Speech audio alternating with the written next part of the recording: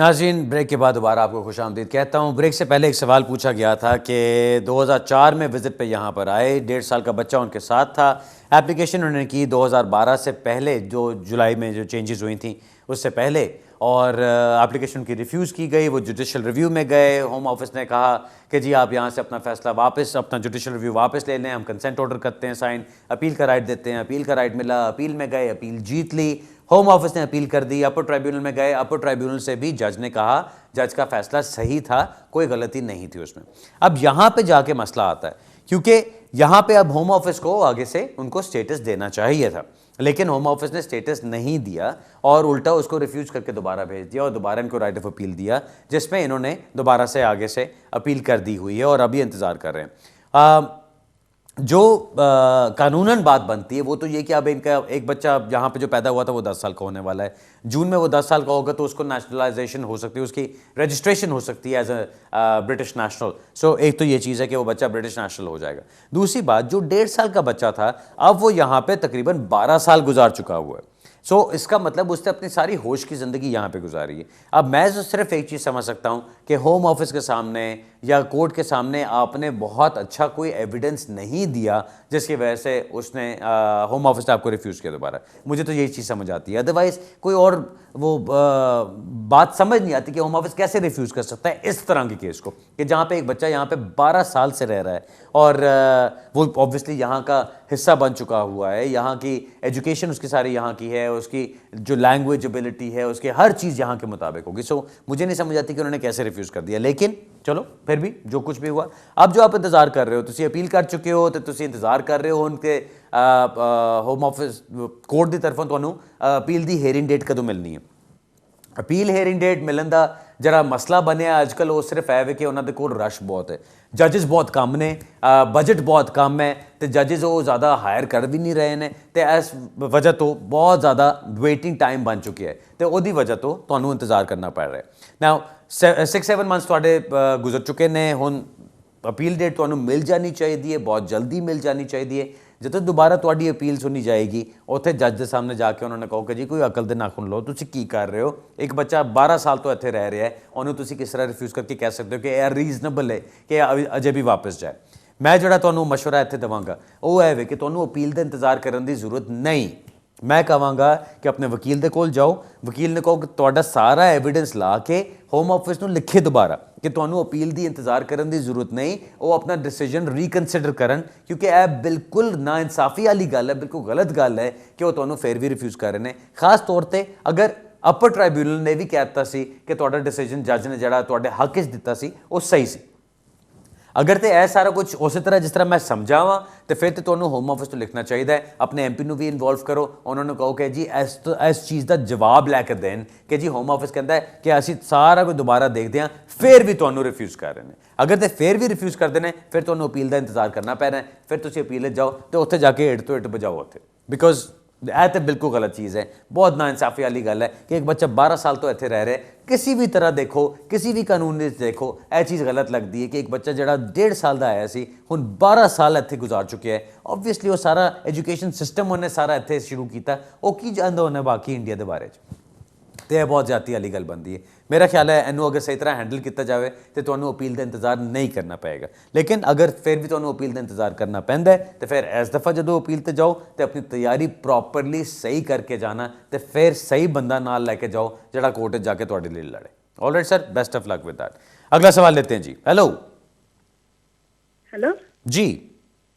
Hello hello भाजी। हाँ जी।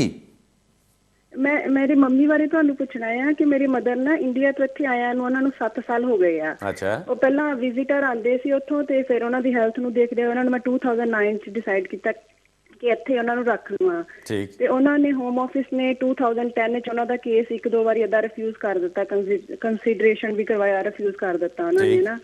ਫਿਰ ਉਸ ਤੋਂ ਬਾਅਦ ਉਹਨਾਂ ਨੇ 5 ਸਾਲ ਉਹਨਾਂ ਨੂੰ ਕੁਝ ਵੀ ਨਹੀਂ, ਮਤਲਬ ਕਿ ਕੋਈ ਨਹੀਂ ਮੰਗਿਆ, ਕੁਝ ਵੀ ਨਹੀਂ।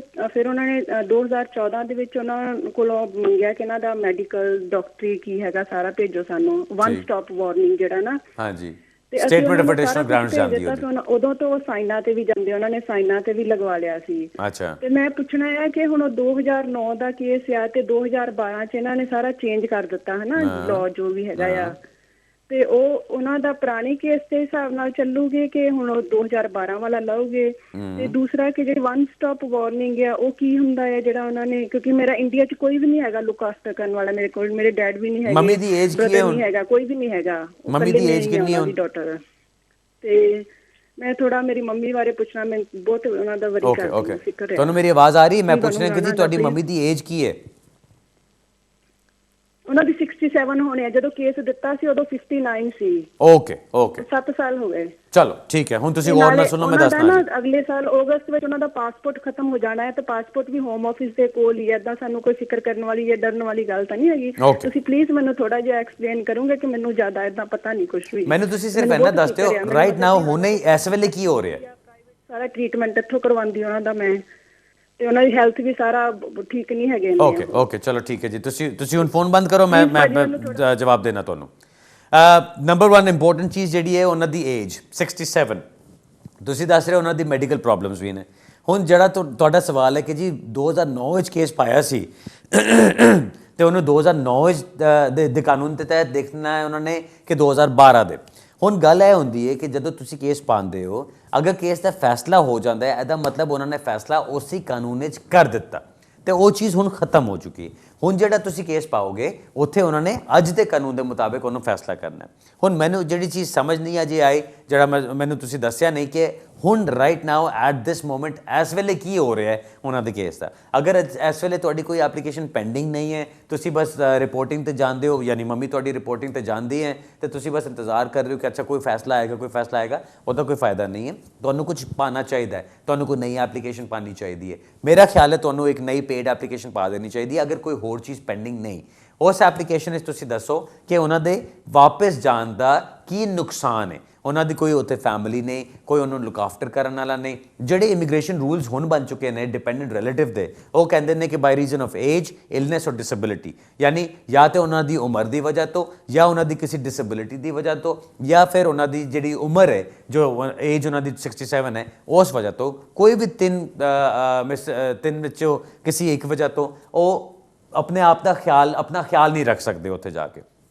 ਅਗਰ ਤੁਹਾਨੂੰ ਪੈਸੇ ਭੇਜਣਾ ਕੋਈ ਮੁਸ਼ਕਿਲ ਨਹੀਂ, ਤੇ ਫਿਰ ਵੀ ਤੁਸੀਂ ਅਗਰ ਕਹੋ ਕਿ ਨਹੀਂ ਜੀ ਉਹਨਾਂ ਨੂੰ ਉੱਥੇ ਮੈਂ ਕੋਈ ਹੈਲਪ ਪ੍ਰੋਵਾਈਡ ਨਹੀਂ ਕਰ ਸਕਦੀ, ਤੇ ਫਿਰ ਵੀ ਮਸਲਾ ਹੈ। ਤੇ ਇਹ ਚੀਜ਼ਾਂ ਤੁਸੀਂ ਪ੍ਰੂਵ ਕਰਨੀਆਂ ਨੇ ਕਿ ਜੀ ਉੱਥੇ ਉਹ ਆਪਣੇ ਆਪ ਨੂੰ ਲੁੱਕ ਆਫਟਰ ਨਹੀਂ ਕਰ ਸਕਦੇ, ਤੇ ਮੈਂ ਉਹਨਾਂ ਨੂੰ ਹੈਲਪ ਪ੍ਰੋਵਾਈਡ ਨਹੀਂ ਕਰ ਸਕਣੀ, ਜਾਂ ਮੈਂ ਅਫੋਰਡ ਨਹੀਂ ਕਰ ਸਕਣੀ ਹੈ, ਜਾਂ ਉੱਥੇ ਹੈਲਪ ਅਵੇਲੇਬਲ ਨਹੀਂ ਹੈ, ਤੇ ਜੋ ਵੀ ਰੀਜ਼ਨ ਹੈ ਉਸ ਰੀਜ਼ਨ ਦੀ ਵਜ੍ਹਾ ਤੋਂ ਉਹਨਾਂ ਨੂੰ ਇੱਥੇ ਰਹਿਣ ਦੀ ਇਜਾਜ਼ਤ ਦਿੱਤੀ ਜਾਏ। ਤੇ ਤੁਸੀਂ ਪ੍ਰੋਪਰ ਐਪਲੀਕੇਸ਼ਨ ਅਗਰ ਦੁਬਾਰਾ ਕਰਦੇ ਹੋ, ਮੇਰਾ ਖਿਆਲ ਹੈ ਕਿ ਸਹੀ ਤਰ੍ਹਾਂ ਐਪਲੀਕੇਸ਼ਨ ਪਾ ਦਿਓ, ਸਹੀ ਤਰ੍ਹਾਂ ਤਿਆਰ ਕਰਕੇ, ਤੇ ਫਿਰ ਤੁਹਾਨੂੰ ਜਵਾਬ ਮਿਲ ਸਕਦਾ ਹੈ। ਇੱਕ ਤਾਂ ਤਰੀਕਾ ਇਹ ਹੁੰਦਾ ਕਿ ਜੀ ਪੁਰਾਣਾ ਕੇਸ ਚੱਲਦਾ ਆ ਰਿਹਾ ਤੇ ਉਹਨੂੰ ਰਗੜੀ ਜਾਓ ਤੇ ਇੰਤਜ਼ਾਰ ਕਰੀ ਜਾਓ। ਮੈਂ ਉਸ ਤੇ ਬਿਲਕੁਲ ਬਿਲੀਵ ਨਹੀਂ ਕਰਦਾ।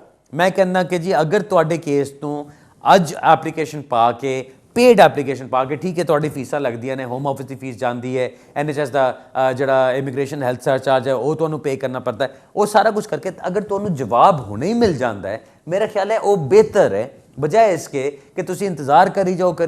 ਕਿੰਨੇ ਸਾਲ ਤੁਸੀਂ ਇੰਤਜ਼ਾਰ ਕਰ ਰਹੇ ਹੋ ਤੇ ਕੋਈ ਪਤਾ ਨਹੀਂ ਕਦੋਂ ਕੀ ਹੋਣਾ ਹੈ। ਉਹ ਰਿਪੋਰਟਿੰਗ ਤੇ ਵੀ ਜਾ ਰਹੇ ਨੇ, 67 ਈਅਰ ਓਲਡ ਬਿਮਾਰ ਨੇ, ਉਹਨਾਂ ਦੀ ਹੈਲਥ ਵੀ ਠੀਕ ਨਹੀਂ, ਤੇ ਰਿਪੋਰਟਿੰਗ ਤੇ ਕੀ ਸੈਂਸ ਬਣਦੀ ਉਹਨਾਂ ਦੇ ਜਾਣ ਦੀ।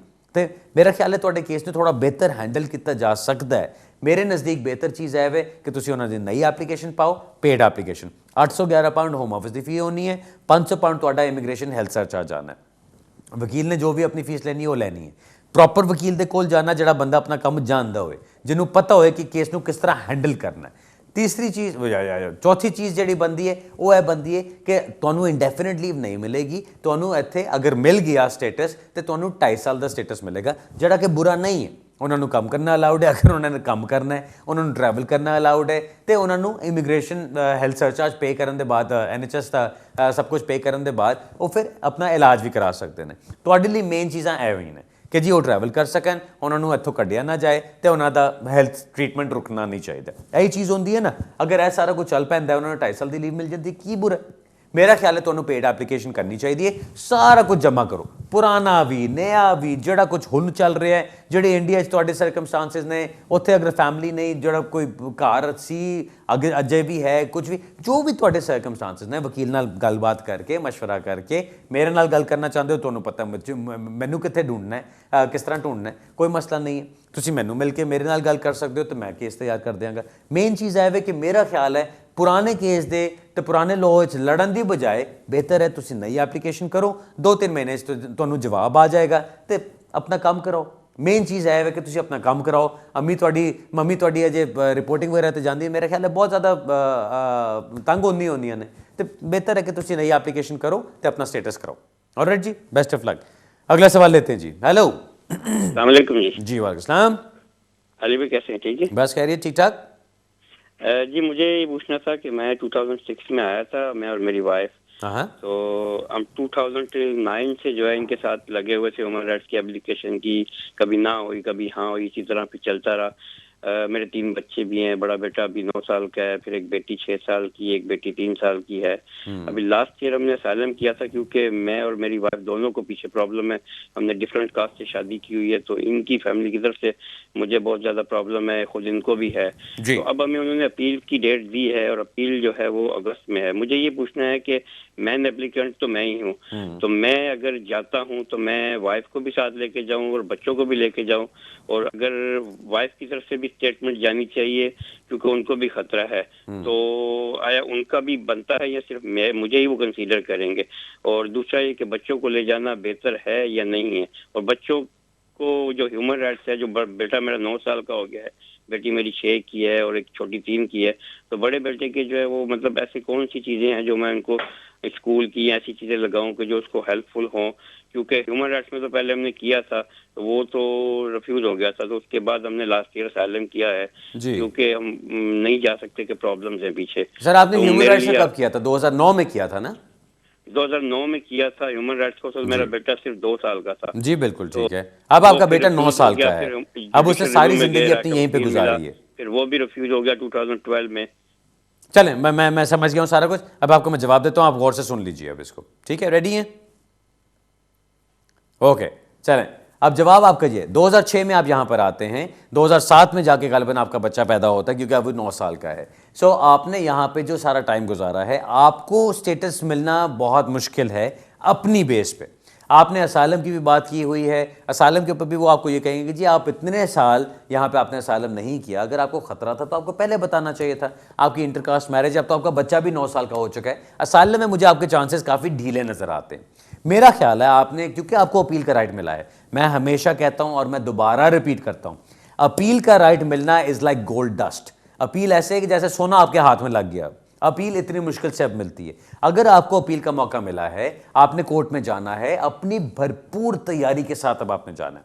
भरपूर तैयारी कैसे होगी? असालम के ऊपर तो चलें, जो भी आपने जोर लगाना है वो लगाइए, अपनी भी स्टेटमेंट्स लगाइए, अपनी वाइफ की भी तरफ से स्टेटमेंट्स लगाइए, जो भी आप एविडेंस लगा सकते हैं सब कुछ लगाइए, वाइफ को साथ लेके जाइए, बिकॉज आप अगर दोनों बैठ के अपना एविडेंस दे सकते हैं, वहाँ पे आपने इंटरकास्ट मैरिज की है, उसकी वजह से आपको इश्यूज हैं, ऑफ कोर्स आपकी वाइफ को आपके साथ होना चाहिए वहाँ पे कोर्ट में जवाब देने के लिए। आपको अलग-अलग बिठा के सवाल पूछे जाएंगे और फिर आपके जवाबों को मैच किया जाता है, इसीलिए कि वो देखना चाहते हैं कि आप उनको सही बात बता रहे हैं नहीं, इससे आपकी क्रेडिबिलिटी इस्टेब्लिश होती है। एक तो बात ये, आपके असाइलम से रिलेटेड सिर्फ इतना कहूँगा, दोनों इकट्ठे जाइए और उसको जाके करें। बाकी आपने पूछा कि जी बच्चों को लेके जाने के नहीं, बच्चे कोर्ट में जाके बोल नहीं सकते, बच्चों को वहाँ पे लेके जाना भी नहीं है आपने। आपको मेन चीज़ क्या करनी है? बच्चों का एविडेंस लगाना, बिकॉज आपके केस के 2 हिस्से होंगे। Number 1 will be your asylum claim. Asylum claim आपने अपनी तरफ से, अपनी वाइफ की तरफ से स्टेटमेंट्स पे लगा दी, जवाब भी दे दिए, सवाल जवाब हो गए, सारे जो भी डायपटास करनी वो सारे हो जाएगा। सेकंड स्टेज आपकी जो कि बहुत इंपॉर्टेंट है, वो आपकी ह्यूमन राइट्स की स्टेज है। आपने बताया कि पहले आपने ह्यूमन राइट्स का डाला था, लेकिन उससे आपका बच्चा 2 साल का था, उसकी तो कोई वैल्यू नहीं बनती है जी। अब आपके बच्चे ने 7 साल से ज़्यादा गुजार लिए हैं, अब आप इमिग्रेशन रूल्स के अंदर आते हैं। अब जो पैराग्राफ 276 ADE 4 है वो आपके ऊपर एप्लीकेबल है। सो आपका बच्चा जो 18 साल से कम है, उसने 7 साल से ज़्यादा यहाँ पे गुजारे हैं, और जो आप सर्कमस्टांसेस बता रहे हैं उसमें it will not be reasonable कि उस बच्चे को यहाँ से निकाला जाए, क्योंकि उसकी एज भी अब 9 साल हो चुकी है।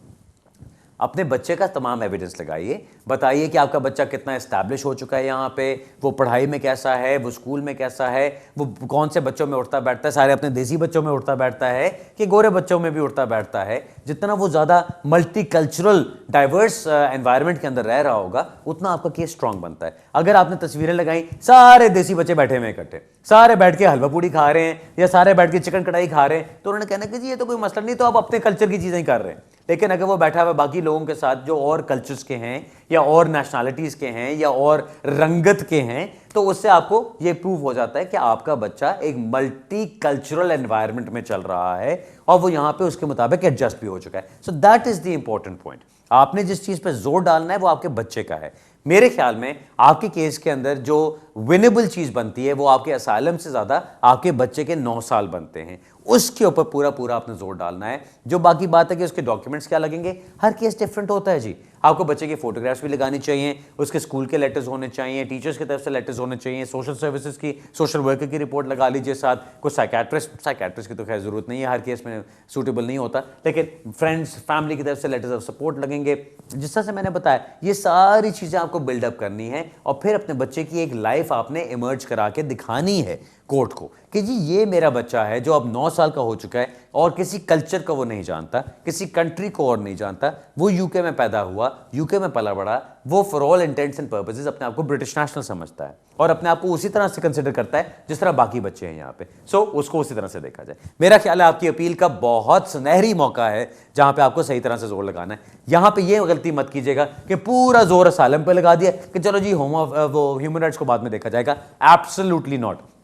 अगर मैं आपका वकील होऊंगा तो मैं ज्यादा जोर आपका ह्यूमन राइट्स के ऊपर लगाऊंगा, आपके बच्चे के केस के ऊपर लगाऊंगा। Alright sir, best of luck. मैंने जो आपको चीज बताई ये किसी भी हद से या किसी भी डेफिनेशन से कंप्लीट आंसर नहीं है। आपको बहुत सारी और इंफॉर्मेशन चाहिए, बहुत ज्यादा और हेल्प चाहिए। मेरा ख्याल है अगर आपका वकील सब कुछ आपका समझता है जैसा मैंने एक्सप्लेन किया, अगर उससे आपको बताता है तो वेरी गुड, अदरवाइज अपना वकील चेंज करें। ऑलराइट जी, best of luck with that. नाज़रीन, अब हमारे प्रोग्राम का टाइम भी खत्म हो रहा है। आज माज़रत चाहता हूँ, प्रोग्राम का पहला हिस्सा आज फिर खा गया था, लेकिन वो ट्रैफिक में फंस गया था। नेक्स्ट वीक मैं दोपहर को ही आके बैठ जाया करूँगा यहाँ पे इंशाल्लाह। अब जिस तरह मैंने प्रोग्राम के शुरू में कहा, इस हफ्ते की अपॉइंटमेंट्स इंशाल्लाह फिंचली में कल है और परसों मैं बर्मिंघम में करूँगा और उसके बाद फिर थर्सडे को इंशाल्लाह दोबारा फिंचली में लंदन में मुलाकात होगी। अगर आप मिलना चाहते हैं मिल सकते हैं। अपने क्रिमिनल मैटर्स के लिए भी अब मेरे पास आ सकते हैं। इमिग्रेशन तो आप जानते ही हैं कि हम सालों साल से करते ही आ रहे हैं, प्लस फैमिली मैटर्स भी मैं करता हूं। So family matters, criminal matters और इमिग्रेशन मैटर्स, तीनों के लिए बुखारी चेंबर्स को याद रखिएगा। इंशाल्लाह अगले हफ्ते इसी जगह दोबारा आपसे मुलाकात होगी। तब तक के लिए इजाज़त दीजिए। खुदा हाफिज़।